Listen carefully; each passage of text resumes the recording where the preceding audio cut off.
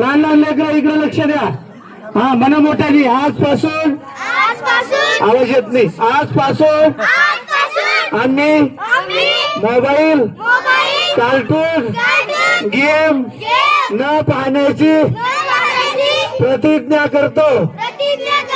आता तुम्ही बाबासाहेबांसमोर प्रतिज्ञा केलेली आहे, 1 वर्ष मोबाईल पाहायचा नाही. हा जे पाहतील त्यांचं टक्कल करून घंटीजी बनवायचं. हा चला वंदन करा, गुडघ्यावर बसा. बुद्धांग नमामि. 1 वर्ष मोबाईल पाहायचा नाही अजिबात. धम्मांग नमामि, संघांग नमामि. म्हणा मी मोबाईल पाहणार नाही, मोठा अधिकारी होईल. साधू साधू साधू. बसा आता, जा आता परत मांडीवर जाऊन. चित्र गौतमाचे या सावलीत माझ्या विश्वाची माऊली ती, हृदयात मानवाच्या धम्मज्योत लावली ती. या सावलीत माझ्या विश्वाची माऊली ती, हृदयात मानवाच्या धम्मज्योत लावली ती. बुद्धाने बुद्ध पाहे ते चित्र गौतमाचे, पिंपळाच्या पानावर पाहिले चित्र गौतमाचे. कधी केला नाही गर्व नावाद कधी केला, तरी देश आज म्हणतो मी बुद्धाचा चेला. कधी केला नाही गर्व नावाद कधी केला, तरी देश आज म्हणतो मी बुद्धाचा चेला.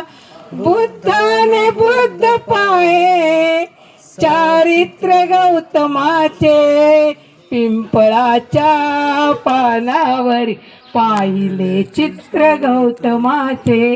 पिंपळाच्या पानावर पाहिले चित्र.